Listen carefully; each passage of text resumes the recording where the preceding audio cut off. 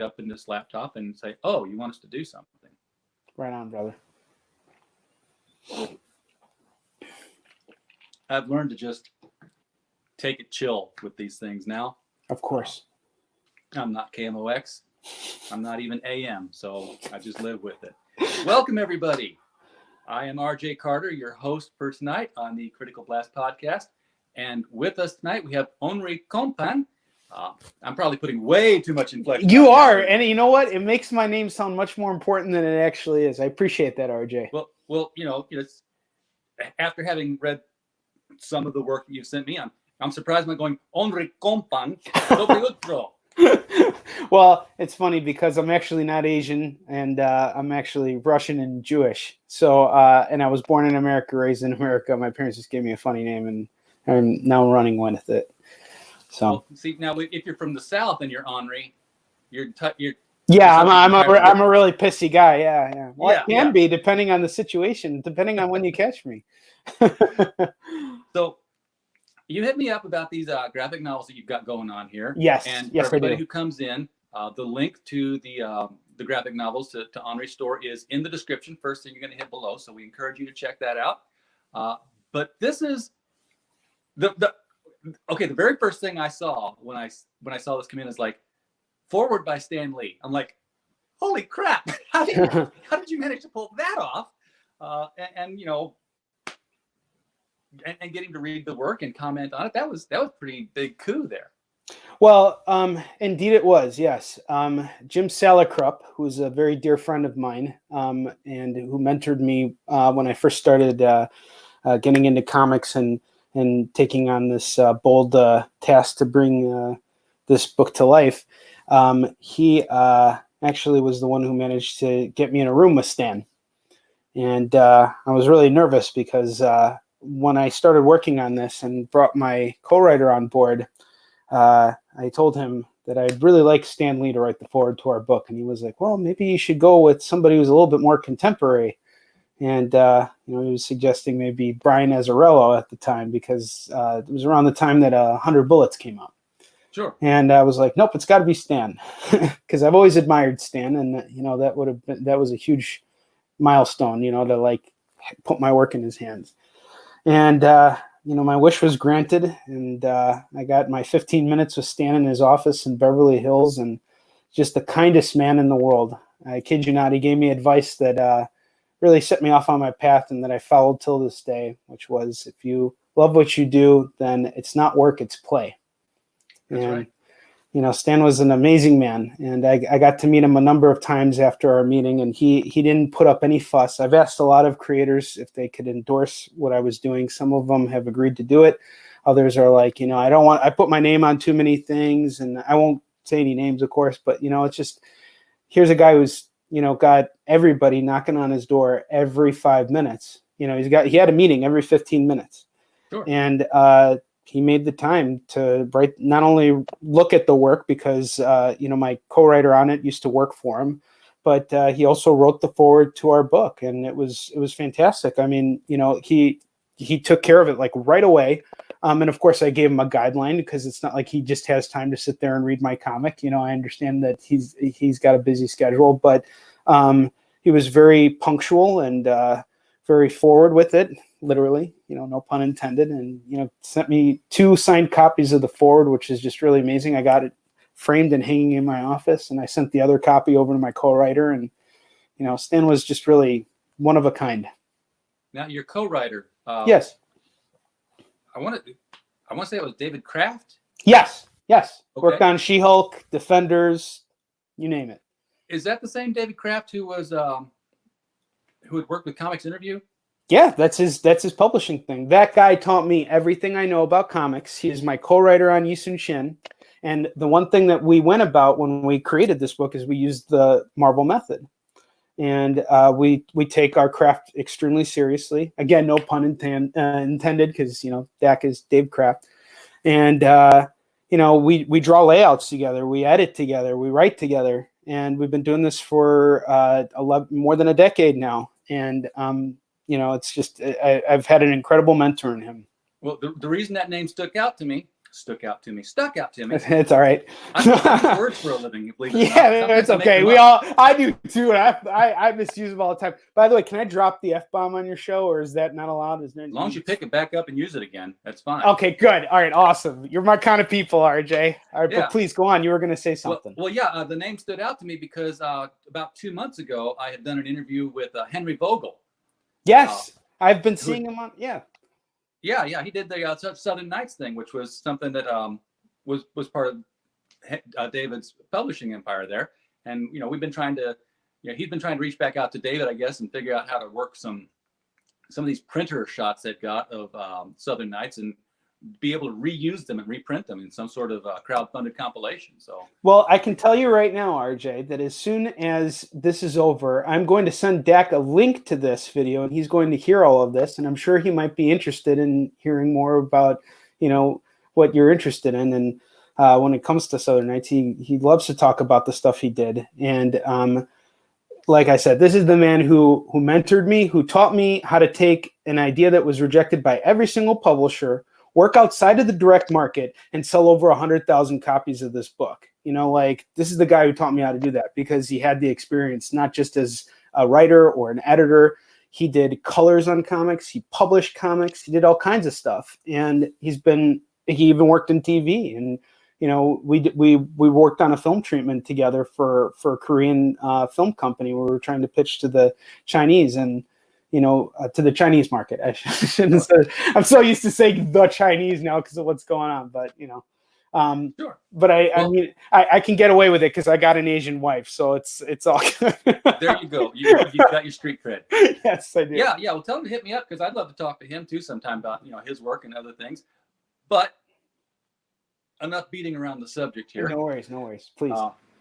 We want to talk about your books, and we'll start with Yisun Shin because I think that was the one that came out first. Yes, well, Yisun Shin is my signature series. It's Okay. what I've invested the last decade of my life into. And if you're into superhero comics, you're going to like this book because the history of this is just like a backdrop. And once you can get over the whole idea of this is a historical book, like Dak, he hates when anybody uses the dreaded H word, he calls it. He wants the history, we all know what happened. If you wanted to learn about this guy, you could go on Wikipedia and you could learn about it. But here's the actual tale of him. Yisun Shin was a Korean admiral who fought the Japanese in the 1500s, and he was outnumbered 10-1 against them when they invaded Korea. This all actually happened. Outnumbered 10-1, and he beat the crap out of them 23 times in a row and never lost a goddamn battle. He beat the Japanese back from Korea. This is like Star Wars set in Korea. I kid you not. Because this is samurais. In Star Wars, you look at the design of stormtroopers and stuff like that. That's all samurai-inspired stuff. George Lucas will even tell you Akira Kurosawa movies. That's what he went to for inspiration when it came to creating Star Wars. And they were the strongest military force in all of Asia at the time. They were extremely territorial, and they wanted to take over the entire planet. And that was literally their warlord's ambition. And so it's like a far eastern version of 300 yes. times over. Yes, exactly. They just could not outsmart this admiral. He was just Yisun Shin was, he was the only one. He was the only man left standing against the Japanese. And when they came, they basically, you look at what's going on right now, specifically with how underprepared pretty much the entire world has been when it's come to the COVID-19 situation. He was the guy who rose to the occasion in that situation because people in Korea, they were living their lives like nothing was happening. And then all of a sudden, 400 battleships show up on their shores, and you got samurais coming into your town, cutting people up, killing your family right in front of you, setting your village on fire. And then here's what they did. They enslaved children. They put them in little cages and sent them back to Japan where they, were either forced into prostitution or just basically forced to deal within certain trades. And they gave them other names. They lived as slaves for other samurai warlords, and they were not treated very particularly well. And not that they were living that graciously when they were in Korea either, because Korea had a lot of its own political, setbacks, kind of like how we have it right now. There was a big, huge divide between the Easterners and the Westerners. Let's call them Republicans and Democrats if we want. So this is all very real, and it's all just like human behavior. But what really was kind of cool about this, what struck me, was this is a real life superhero. Yeah. And I love comics. I've always wanted to do superhero stuff, but you know, how do you make a new superhero comic in today's market? Not saying it can't be done, but how do you do it and really stand out? You know, anybody can create a superhero comic, and I'm sure with you know, some thought you can make it unique. But I really wanted to do something different. I really wanted to make it hard for myself, I guess. And so you know, that's kind of like one of the things that kind of sets it back a little bit, in the sense that it makes it more challenging, because you know, the direct market, everybody, including you see this and you're like, you know, this is history. I'm not really into history. But the truth is, you don't need to be into history. We make everything super simple for people who don't understand the names and the history. Because I know that there's a lot of like, you know, movies out there that, you know, you get sucked into the story of what's going on, and they don't really do a good job of explaining the backdrop of everything that's going on. And you get lost in it. And especially when it comes to Asian, you know, culture, because a lot of people back then, they dressed the same. You know, they all had facial hair. They all had funny hats and robes, and you know, that was very like they were dressed in a very meticulous way, and they all looked alike. And they all had the same names too. There was 2 Eastern Shins in the period of when this book took place. So you know, we had our work cut out for us, and I needed someone like Dak to come in and say, you know what, we need to condense this. We need to give our characters superhero costumes, pretty much. And what we did is we did have to do research. It's not like we just went off the wagon and said, you know, this is science fiction. This is very much rooted in history, because that's what the spark of it is. That's where the magic happens, is where you can see these battles unfolding, and, you know, and really getting the information right to the best of our ability, because the truth is, everybody's got different statistics, right? You know, so, yeah. You know, one person will say he had 5 ships here. Another person will say he had 25, you know, it all depends on who you ask. And it was the 1500s. So there wasn't like, you know, selfies taken or anything. No, there was not. Well, one thing I do know is that Eastern Shin's uniform that we have him wearing in our book, it's not his real uniform. His real uniform was more of a black costume, but and it wasn't as extravagant as this. But in the 1700s, the Korean military started to wear these type of robes, because it was past wartime and they were very beautiful. So the Korean culture, they decided to give Eastern Shin that body armor. And, you know, so they told me specifically, a lot of historians that I consulted with in Korea, they were like, use that uniform, because that's how you're going to make our hero look good for the world. And that's been my mission. So, yeah. I find it interesting. You said that there was a division in the Korean people politically, and you said East and West. And typically today we think North and South. Yes. Yeah. So, back then it was completely different. Korea was a united country. It wasn't even called Korean. It was called Chosun.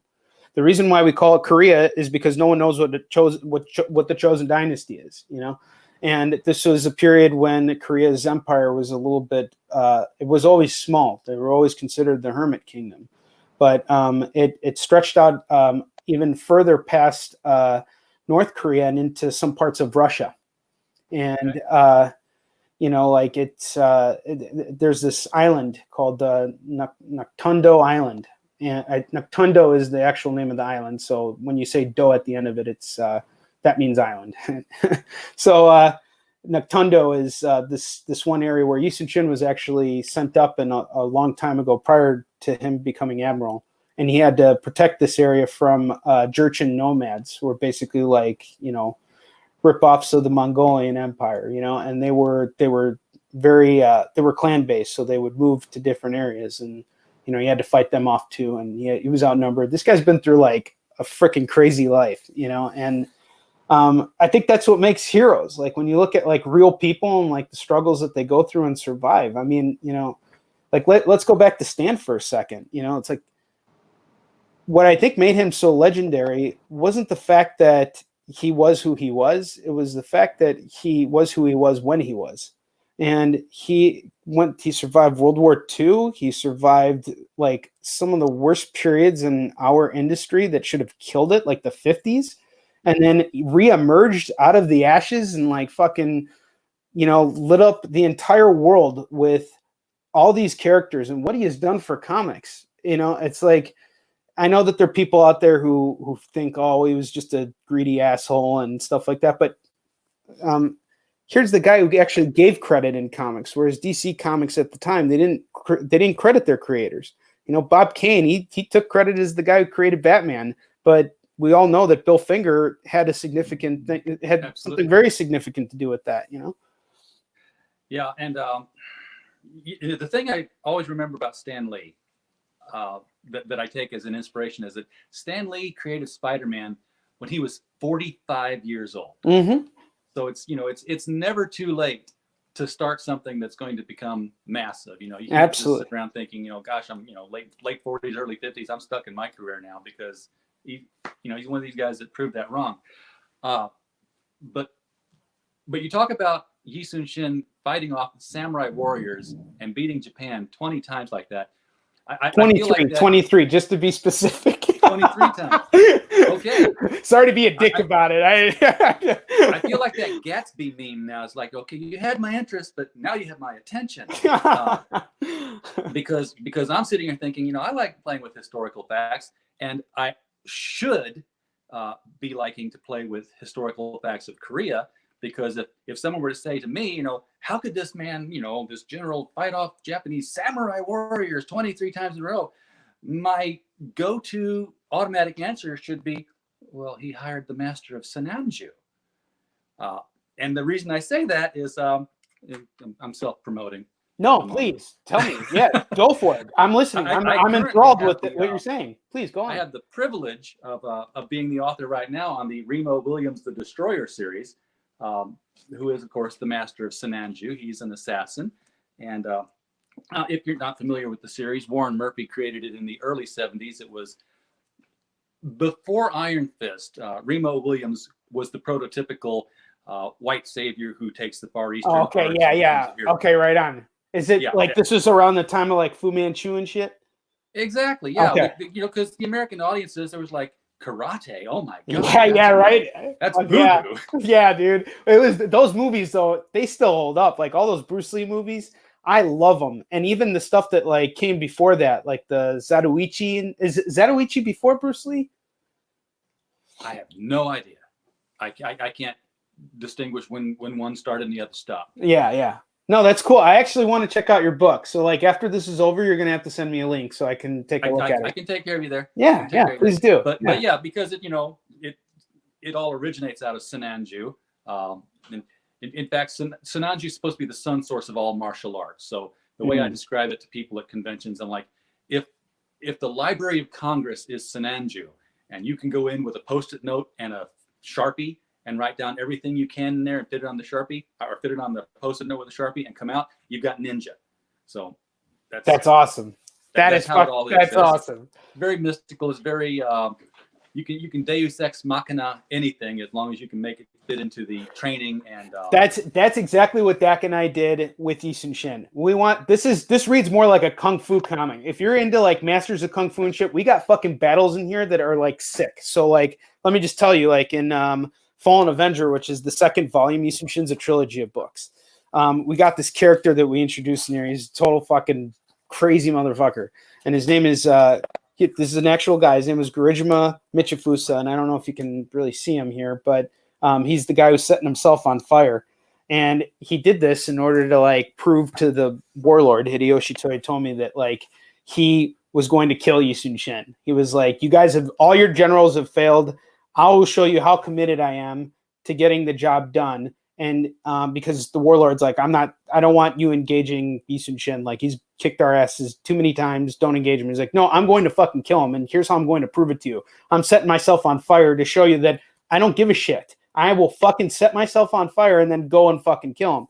Of course, this didn't actually happen. So, like this is where we embellish the story a little bit, but we do it because it's entertaining. And not only that, it's, who's to say it didn't happen? We don't know. And another thing, taking it even a step further than that. Another thing too is think about how the Koreans saw the Japanese. Like if you're a Korean soldier and the reason why the Japanese were so fierce was because they'd been kicking each other's asses for 100 years. So now they were like united and like they went into Korea and like they just totally like tore through their military. and they had rifles. They weren't just using swords; they were using rifles too. And the Koreans had bows and arrows, and like a lot of them didn't even have military training. They were getting their asses kicked.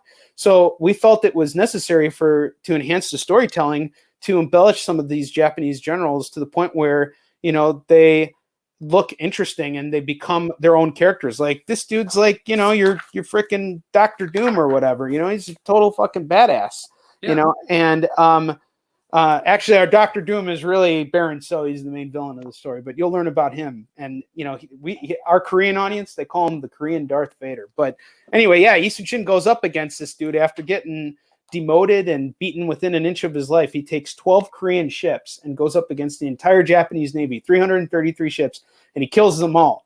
Like he goes directly after that general, set himself on fire, and he like just beats the shit out of him. And right. you know, give me just a second here. I need to get something at the door here. Oh, of course, of course.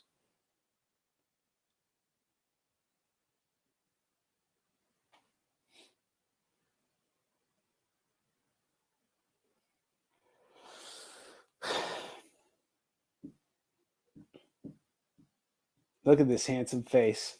Y'all can't stop looking at this fucking handsome face. No, I'm just kidding. I'm just passing the time. RJ is much more handsome than I am. So much more handsome than I am. I'm an ugly man. I heard that. Yeah, I said I was an ugly man, and I was giving everybody. I was sitting there staring at the screen for a second, and then I had to say something. You know, I shaved too soon because we could almost pass off as kind of twinsies here. Oh, there you go. That's it. Yeah, right on, man. So obviously you'd be the much handsomer one. Well, you know, usually I'm on the left side of the screen. You got in here before me this time. So it's a little weird. It feels like you're hosting me when I look at the screen. I'm a stalker, you know. I'm sorry about that. My bad. Basic question everybody's going to ask: what made you want to do something about Korean history? You're not Korean. You're not married to a Korean. Your parents aren't Korean. You didn't grow up in Korea. But here's this guy, and here's an American guy writing about it. That's an excellent question. You know, I guess the way I can say it is I've been asked this question many, many times, as you can imagine. So I'm trying to find the most interesting and compelling way to tell it again. But because nobody's heard of him, I'm sure. Yeah, no, of course. Well, I had a background in martial arts. It's not very impressive. I studied Taekwondo for a number of years. I became a second degree black belt, and I actually trained in Korea for a little bit. Not for like an extended period of time. It was like 2 weeks. It was like a 2-week trip. But like, you know, we got up, we trained like every morning at 6 o'clock in the morning. And then we trained again from like 8 to 10.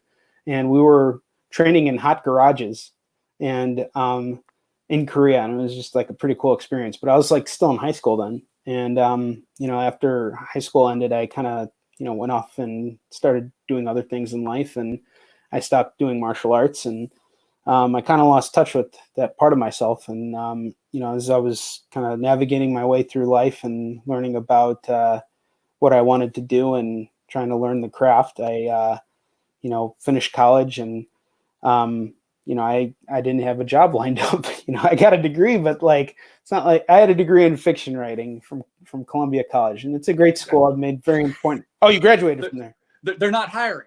Oh, they're not hiring. Yeah. You know, fiction writers. I'm looking all the up and down the one edge. You know?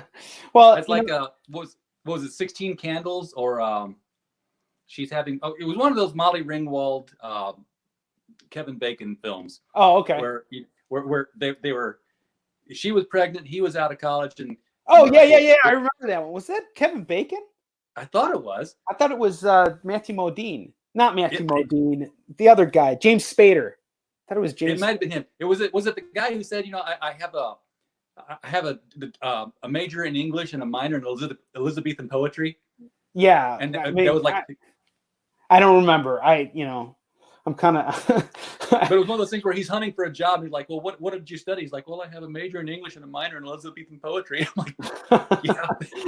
Well, that's what happened when I graduated from college. I mean, no one was looking, especially at that time. And I had an interest in comics specifically. I wanted to work in comics, and there was no schools in Chicago at the time that really offered you anything on comic writing. I had to basically unlearn everything I learned in college. And the way I did that was I went out there and made my first comic, and it fell in, it was a total disaster. And not because of the creative team, but because of my lack of experience, So I promised myself if I was going to do comics again, I would take it I wouldn't fuck up a second time. I learned my first time, and this was the next time I'm going to do something much better. And I had a superhero title, and I was really into it. Like I told you, I really wanted to do superheroes. That's always been my and a superhero that I can identify with, but for me, it's always been Spider-Man. And I know that everybody's got their connection to some hero, but the only way I would do my version of Spider-Man is if I was writing Spider-Man. It's kind of hard for me to put myself in this position where, this is me writing from my perspective as a superhero, like with the character I created. And I don't know why I have this weird hang up about it, but I really wanted to just do something different. It's, if I would have done that, it would have been the same thing that the guy next to me was doing and the guy across from me. And that was something I noticed, is there was a lot of similarities in it. And I know that my philosophy is flawed, or when it comes to that. Actually, I wouldn't even say it's a philosophy. My thought process back then, especially, was very flawed, because you can still do anything in comics if you put something out there that you really care about, and you really put the energy into it. You can do many great things, and that's something that has kind of brought me to where I am now, because I've been working at conventions. That's where I make my living, and right now I can't work conventions, so therefore I can't sell.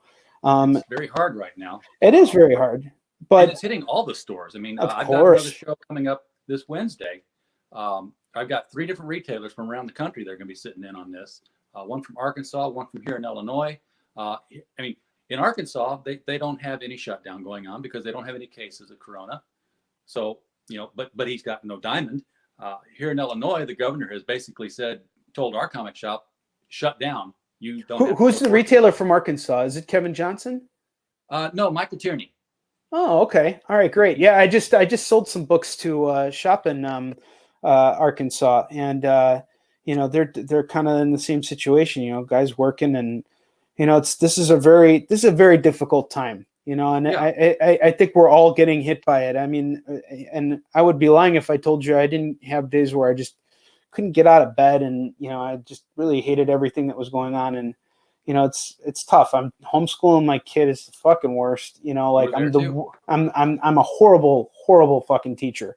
I'm very autocratic, and what's been good is that this has taught me to stop being like that. And now what's also nice is I got my side hustle going. I'm editing a number of projects now.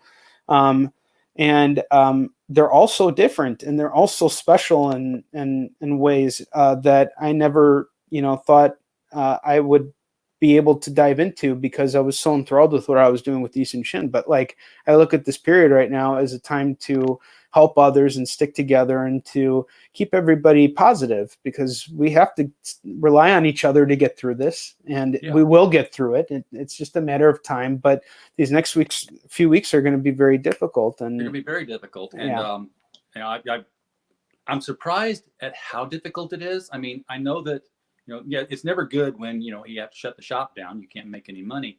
But the fact that so many shut down and said, we're done, because there were simply no cash reserves to go for 2 weeks.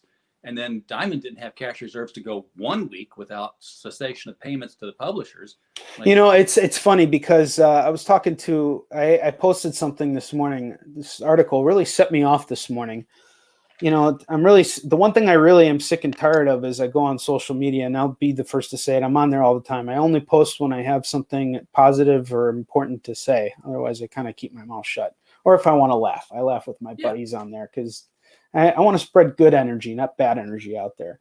And the things that really piss me off about some of these speculation articles is that it's just like, what if this happens? And it starts to get into people's heads. And how about sending a positive message right now? Because you'd be getting the same amount of attention either way. with what we're going through, it doesn't matter if you spread negative energy or positive energy, you're still going to get the same amount of attention.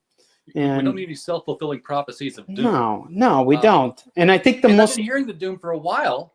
About the comic book industry, but long before coronavirus shutdown started impacting everybody financially.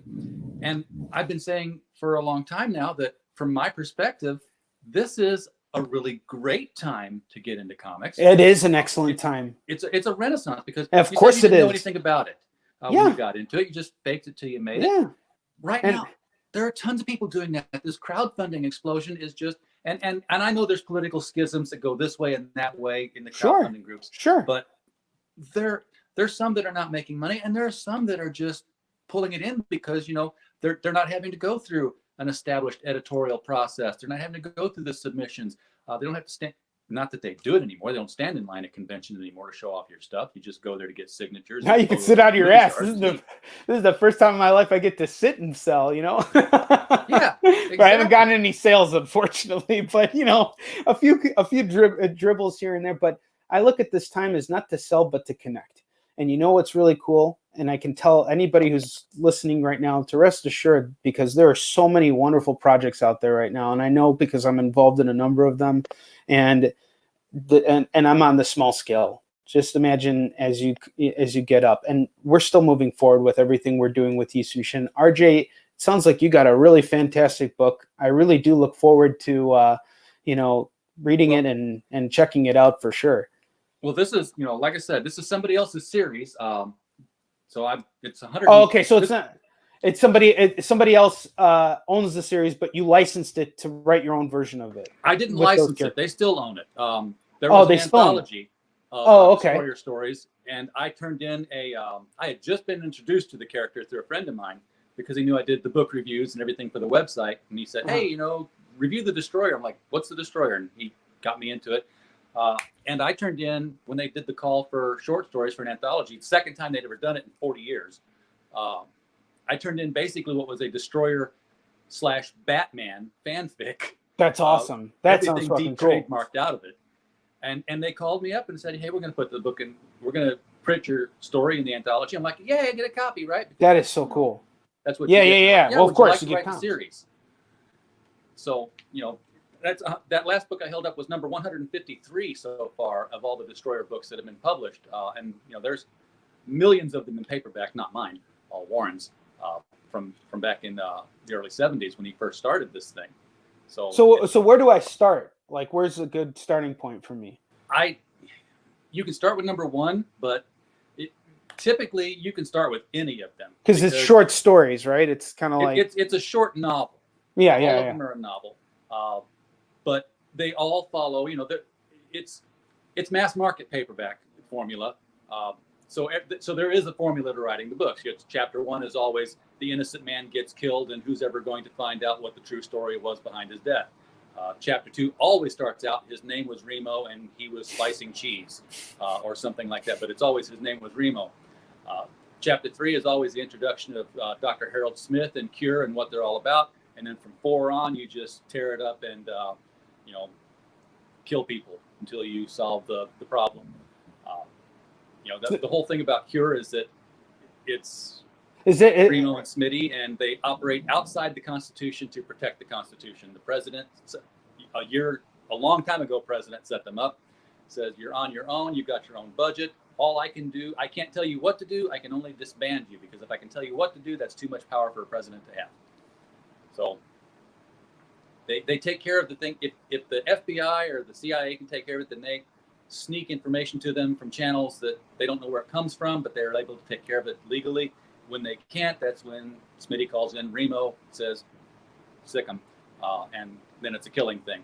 There are a few recurring villains that show up, but there's not that many, because if you have a bunch of recurring villains, well, for an assassin, that means he's probably not very good at his job if the bad guys keep coming back.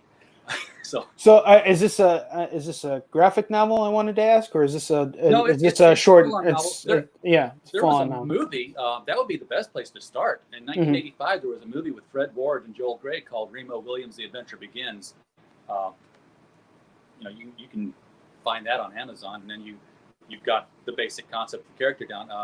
Kate Mulgrew was in that with them. She was the love interest for that. And that one was all about, and all the plots are something over the top. So I'm sorry, I just wanted to see it on my screen. So where do I go?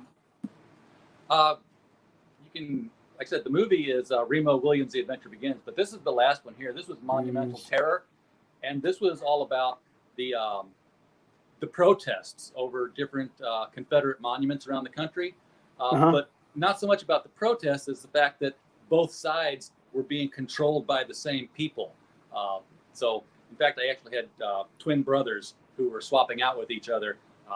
One side was riling up the Nazi pro-whitist or whatever's, and the other side was riling up the leftists, anti-Nazi, Antifa kind of people, just to get them all to get in there and kill each other to cover up a presidential assassination plot, which that's awesome. Comes up further into it. Like I said, it's all over the top stuff. The Continental Divide, the plot on that one, what it comes down to is a guy was trying to blow up all the bridges across the Mississippi River so that he could boost the income on his air freight business.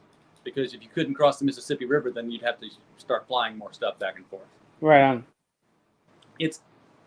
It's a lot of satire, it's a lot of comedy, and what's getting hard to write it anymore about it is that real life is so crazy that it's like, why don't I just cut the newspaper headlines out and put that in there, and it's just as satirical as it was in the 70s now.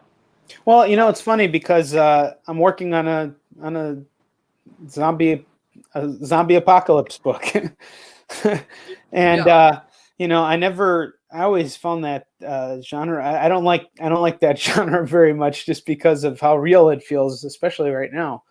But I had to.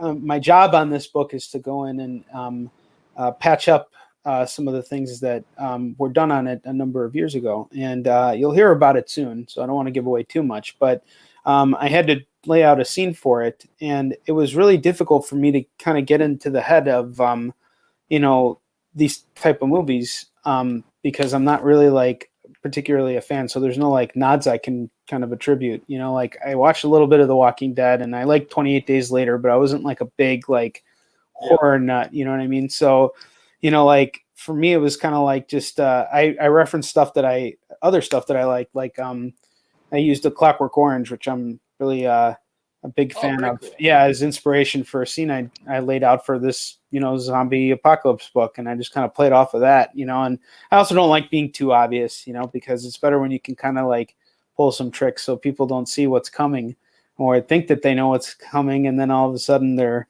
thrown off because they didn't expect this one last thing to happen. Nothing like being quarantined in your house for 3 weeks to put you in the mindset of a viral apocalypse.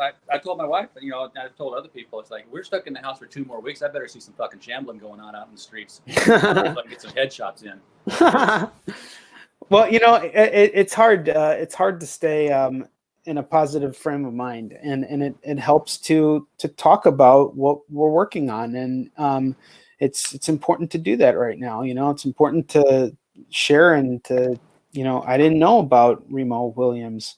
Until you told me about it, and I haven't had a chance to really dive into it yet. But I mean, I'm interested to do it, and there's something to be said about the simplicity of those movies back in the day too.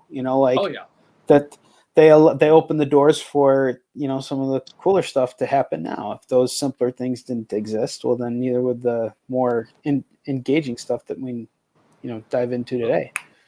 Now, you talked about not wanting to let people know in on the secret too soon. You wanted to think one thing and then show them it's another thing.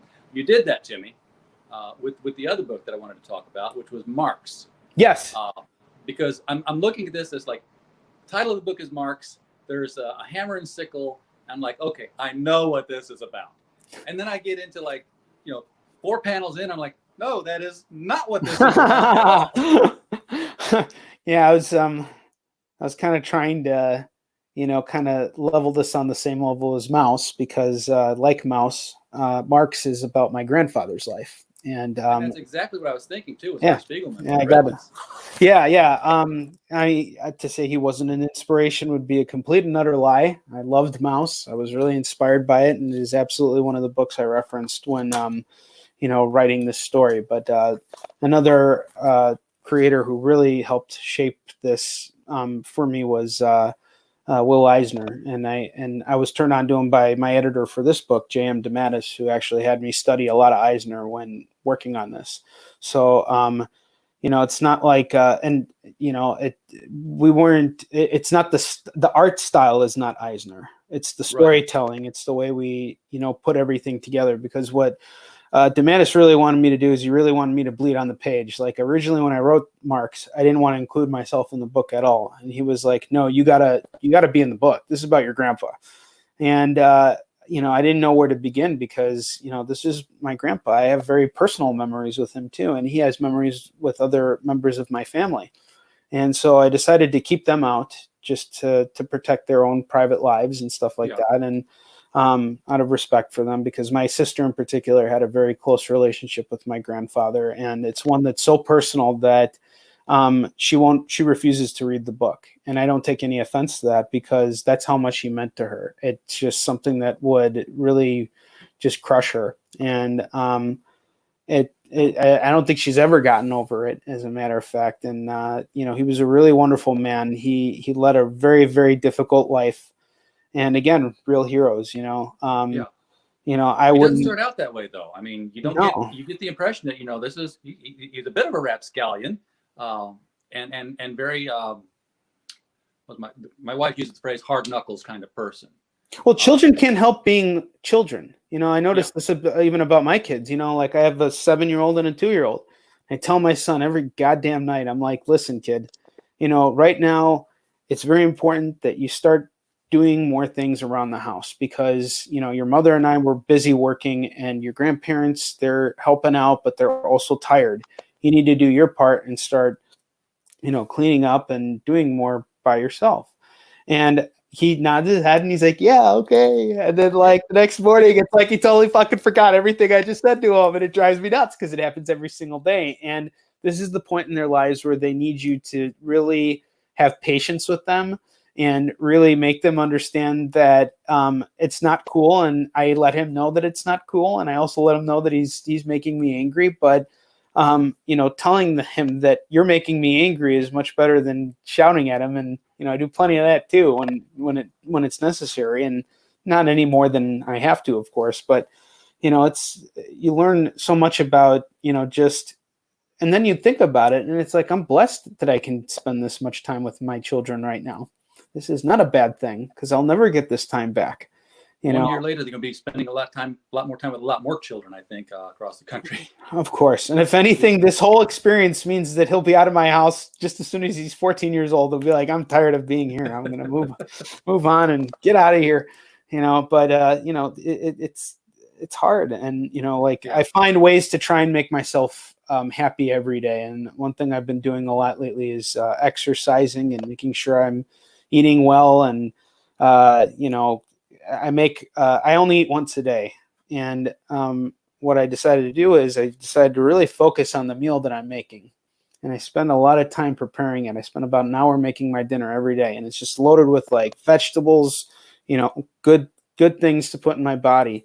And, I only eat lean protein. So I'm like only on like turkey or eggs. And, I just really get into it. And I eat dinner alone, because I don't like eating with my kids yelling and screaming, and my wife and everything going around. But my wife loves that, because she's, working in solitude all day, because she's the breadwinner. So she's working in solitude. So for her, she needs this time to be with the kids, and, it balances out. She's been extremely understanding, and it's hard to be with your spouse all the time raising kids and not want to kill each other sometimes, but, I'm very fortunate. I have a very, very strong foundation for my family, and we're all taking this very seriously. And, I hope the same is going on for you. Yeah. Well, we're trying. I've got a 12-year-old, and unfortunately, he's figured out that murder is a capital offense. Therefore, what's Dad possibly going to do to me? So. What do you do with them? Like, do you like watch movies with them or read comics with them? Well, yeah, he likes to wrestle a lot and burn off energy. So he wants to take some martial arts class. I'm like, okay, well, you cannot just take my word for martial arts, because basically my martial arts experience was my next door neighbor buddy studied Ishinru, and I'd watch him do his kata. And there you go. That's what I learned. I watched somebody else do something. And, you know, he said, well, show me some moves. I'm like, wax on, wax off. Well, you know, it's funny because you could learn it really. It doesn't take a lot to learn how to defend yourself. And, you know, like I studied Krav Maga for a little bit, and I'm actually, as soon as this quarantine's lifted, I'll start training in Krav Maga again.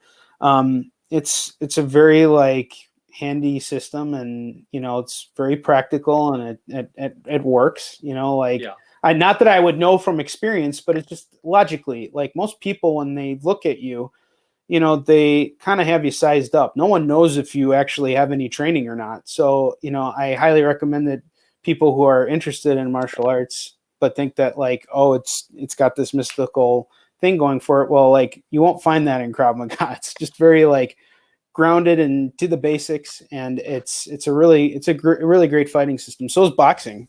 You know, I was doing boxing for about like 3 years. That's where I pretty much like learned. Last year I dropped about 60 pounds, and you know, well, that's awesome. It's very good to be healthy when you're a writer, because especially think about it, what we do is we sit all day. Yeah. Especially in this time, like, because this thing is targeting people with a lot of underlying health issues. Yeah. This is the time not to sit in your house and eat food. This is the time to go outside and walk. This is the time to spend with your kids. Don't go to public places. But if you live in a fairly quiet area like I do, where not everybody's spaced out pretty, you know, distant from each other, there's no reason why you can't go outside and walk around your house for the day, or, you know, like a couple times, just to get a little bit of fresh air. It's important to do that. And, you know, the coronavirus can't just magically come and get you when you're in isolation. We probably will all get it. I have my doctor, who's a good friend of mine. He got COVID-19, and he's recovered from it. And he was exposed to his parents, who are older, and they all seem to have not shown any symptoms. And for a lot of people, it does not show symptoms. So I think that the majority of us will survive this. And I think that everything will be okay. I do think that we're going to see a higher death toll, because we really don't know where this ends. You know, we don't know, like, we're not the experts. So we're just kind of sitting here and we're waiting. And, you know, the truth is you're getting such mixed signals from every article you read on the internet. And it's a very emotional time with the elections coming up and everything. Exactly. And we'll get mixed signals afterwards, I believe, too. I mean, I was telling my wife, I was like, you know, if we don't have between 30 to 50,000 deaths from this, well, 30,000 is what we lost last year to the flu, and 50,000 the year before that, which doesn't make the news because it's the flu and we're used to it. And we just don't have the internet or the 24-hour news cycle saying, and our flu death toll today has reached this. But, you know, with COVID-19, for whatever reason, whether because it's so virulent or because maybe it really is as dangerous as they said, we're getting this count up thing going on every day. And we are, and it's very depressing. You know, it's like every day I hear 8,000 deaths, and we're like, "Oh my God, it's killed 8,000 people," but there's no. But nobody's talking about the recovery, because I once worked in journalism, and then I promised myself I would never do it again, because what is journalism? You're trying to sell subscriptions, and you're selling subscriptions by giving people information. I actually worked in a newsroom once with a bunch of managing editors. You know what their job was? To outdo the competition.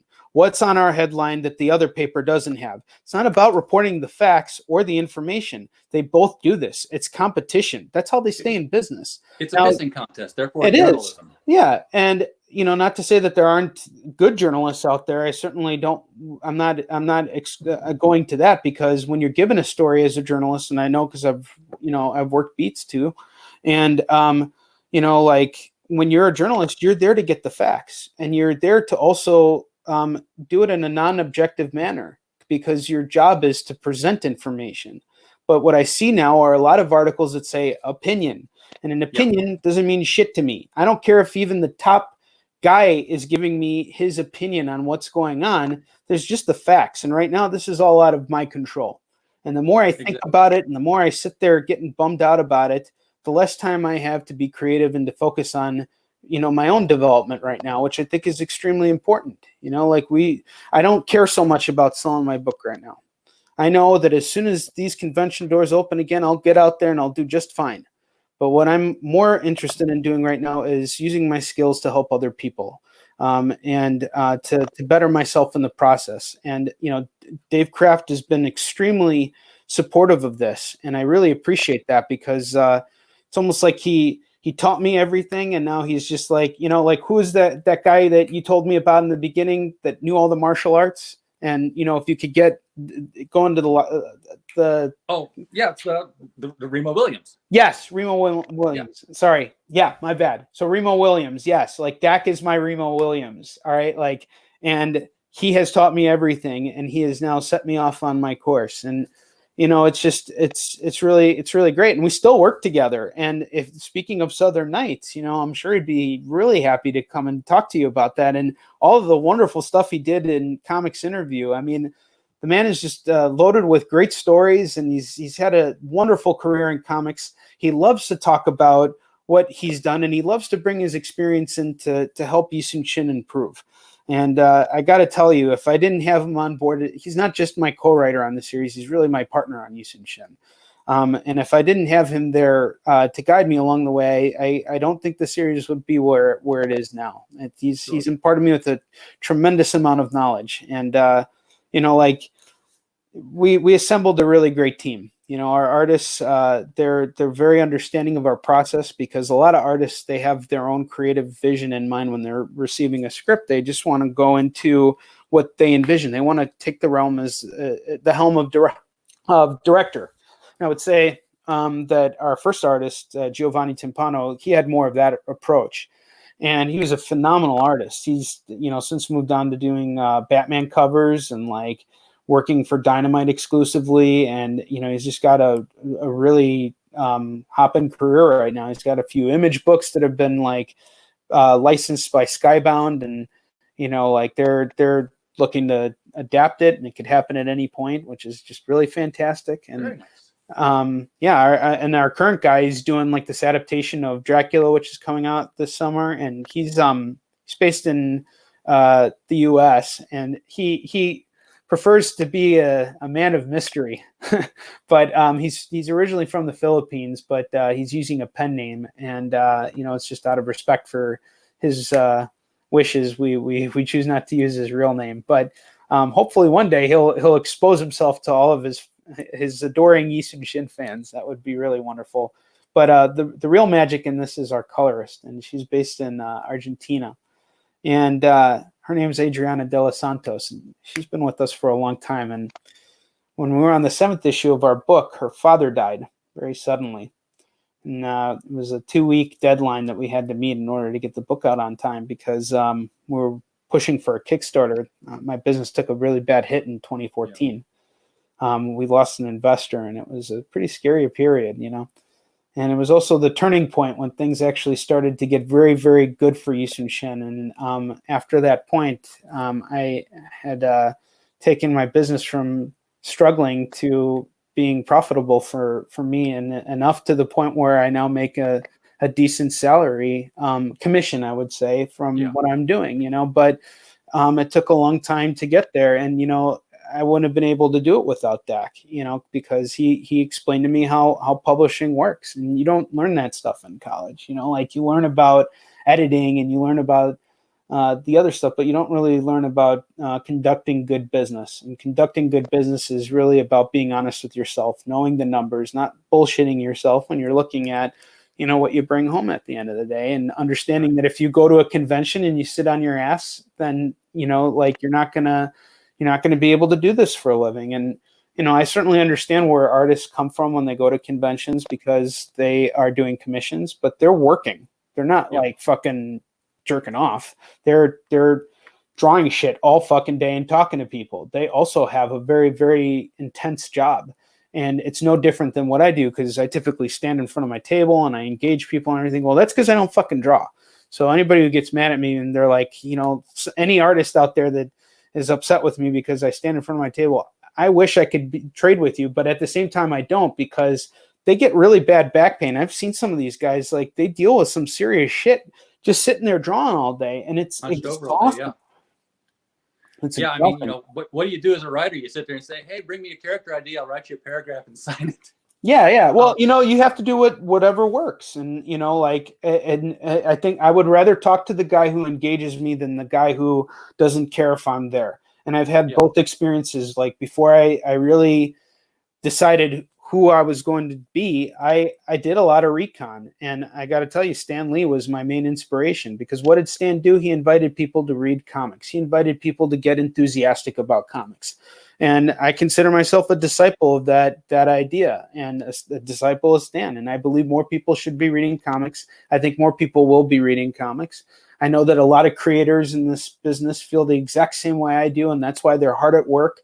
And we're inspired by all the first responders out there, all the people that are laying their lives on the line for us, and who turn to us when they are tired after working all day with patients and losing people, and then coming home and needing to turn yourself off from that, and knowing that you got something there, whether it's my book or your book or anybody's book out there. It's just, the thing is that what we're doing is so important, and this is why art will prevail and survive, and why we will see comic conventions and stadiums opening up again. Everything will return. That part of life will return for sure. I think other things will change. And we have to be ready for what those changes are going to be.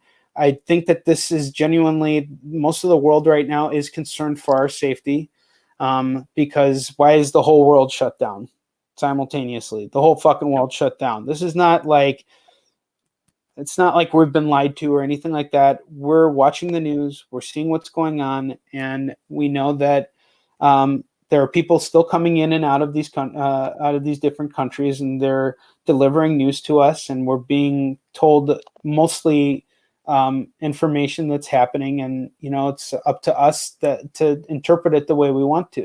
And I don't want to tell anybody how to think politically, because that's not the kind of person I am.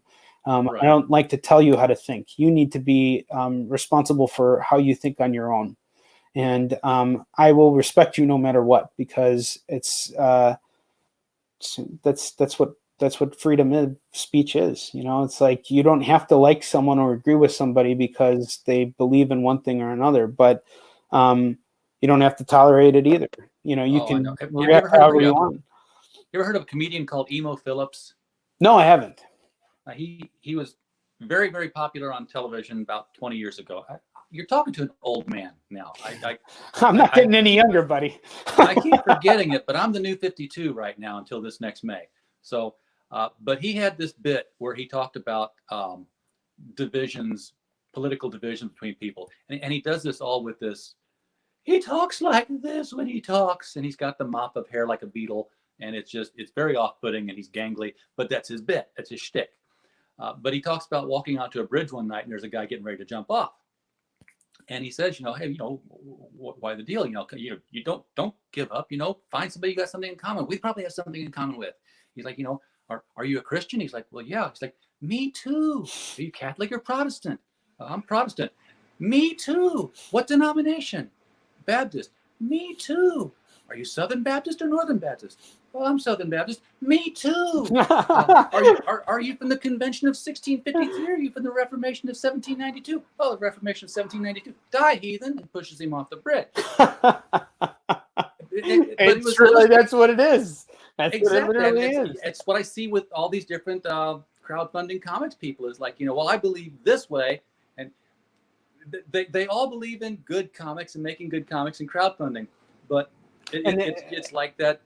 It's like that schism thing. It's like, it's like how all the Protestant denominations came around. Dost thou loveth Jesus? Yea, verily we loveth Jesus. Oh, then thou art Christian and our brother. Wait, thou art loving Jesus wrongly. Thou art going to hell. Shut up. Well, that's literally the split. And here's the thing. I know a lot of essential staff and a lot of first responders. I actually trained under a police officer and trained with the firefighter, and both of them are on two very different sides of the spectrum, but they come together during this hour because they're both good men, and what their political beliefs are and what their responsibilities are to their community and to their families. These are very good men. Like, I've trained with them, and they've taught me a lot about life and about martial arts.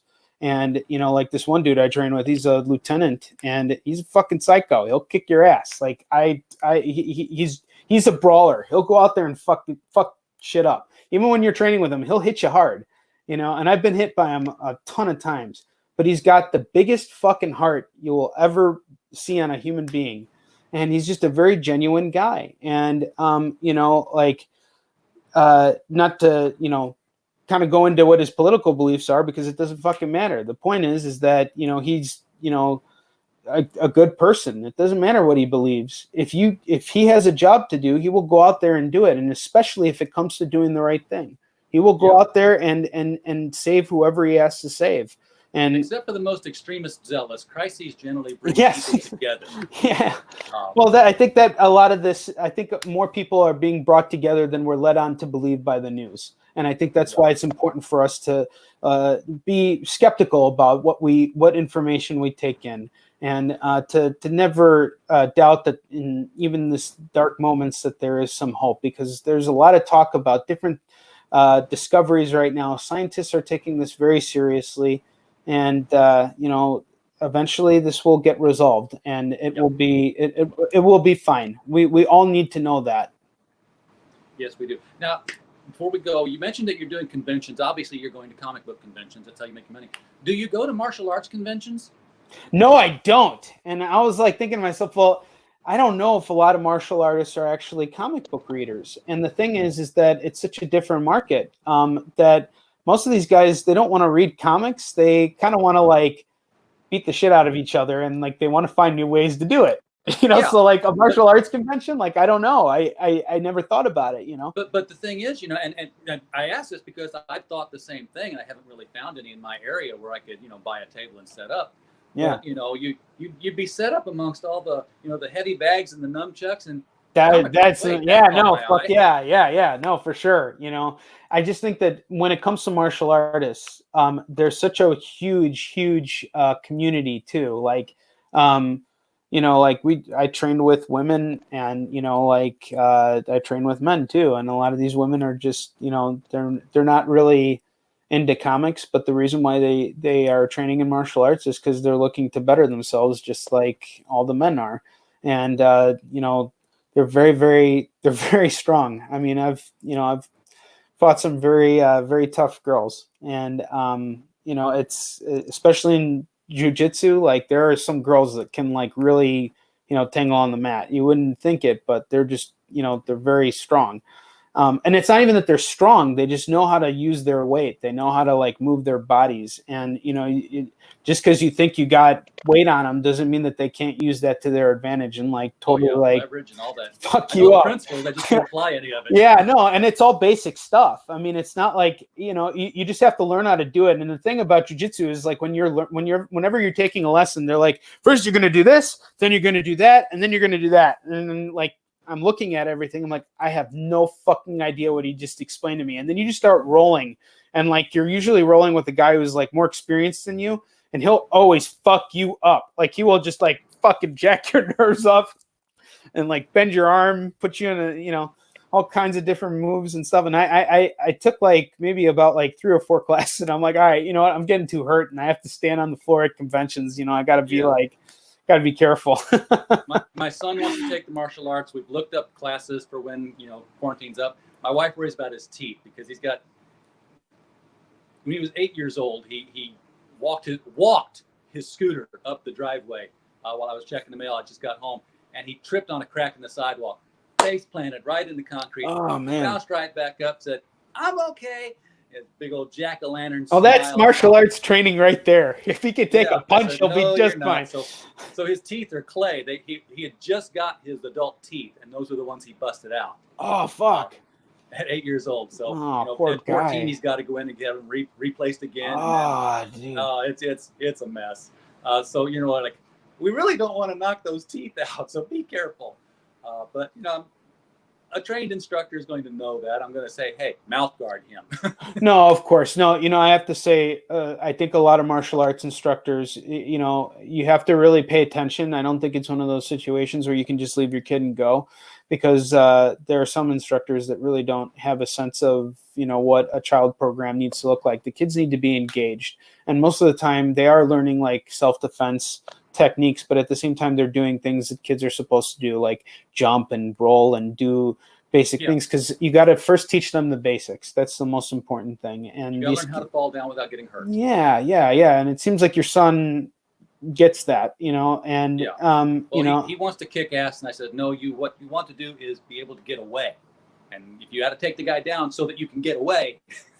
No, that's always the best policy. Yeah, you never want to engage anybody, and I think there are a lot of people out there that kind of get a sense that if you present yourself a certain way, you don't really make yourself a target. And Exactly. I don't come off as a fool, even though I am one. I just put on glasses so everybody thinks that I'm smart, and therefore no one decides to mess with me, because they look at me and they're like, he's probably got a plan already, and they just kind of walk on by. So it's worked for the last decade, so hopefully it'll. And the beard, I think, also kind of puts them off, makes them think I'm like wise now. Like that scene in Dark Knight Returns where he's under the street lamp and they're surrounding him. You're like, I don't know, he's into it. Yeah, exactly. You just give him a weird look and shit. Most of the time, I'm just high. That's all it is. Yeah. All right. Yeah. Well, Onrie, it's been a pleasure having you. Yes, thank you so much, RJ. Shin and Marx.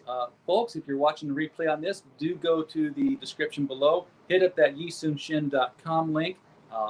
Because God knows you can't get any new DC or Marvel right now, so you might as well try out some independents. And we ship right now. I make one run to the post office a week, but I am shipping out books, and I package them up myself, and I do it in a very clean and sterile environment, because my warehouse is operated by my family, and we have an essential business right now, so everyone is instructed to wear masks and gloves and to do everything. So if I'm working in there, I have to be in a very, clean environment. And granted, that doesn't change the fact that this is going to be handed on to multiple people throughout and everything like that. Sure. But, as long as you wipe off the envelope, everything will be fine. I'm expecting Final Fantasy VII, the remake, to come out next week, and COVID-19 ain't stopping me from fucking playing that game. I don't care. You open it in the garage, you wipe it down. Exactly. Wipe that shit down. I'm not going anywhere now. I got everything I need, and and I got plenty going on too, lots of work too to keep me busy. So it's definitely not a boring time. And I think if we look to the things that we would do when we say, for example, retire, because everybody says, oh, I'll never retire. Well, look at it this way. We all get to retire, and it's a scary feeling because we don't know where we fall financially, but everybody's fucked right now. I don't think anybody wants to fuck anybody, because then you look like an asshole. But power needs to stay on, and everybody gets that. And, but there are still people working. And I have to say, if you're creative right now, you can find ways to make money, but you have to be really creative about it. And not a lot of people are, and not a lot of people can recoup the losses that they're faced with right now. Certainly not comic shops.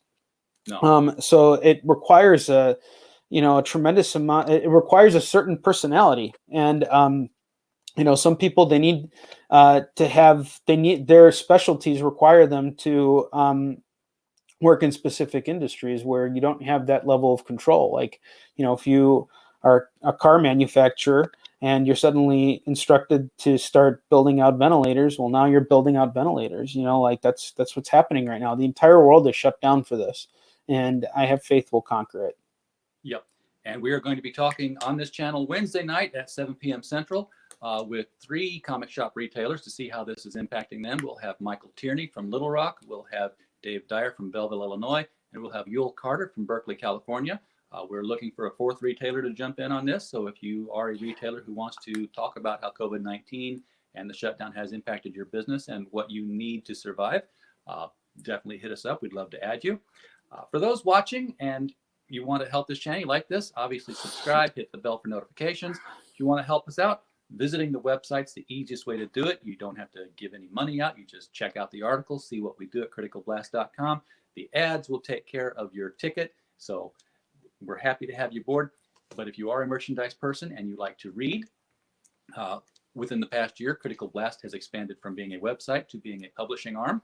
So our first hardcover young adult novel is now available on Amazon, and the link is in our boilerplate description. This is Bulletproof Origins by Stephen J. Mitchell, and this is As I said, a superhero young adult novel.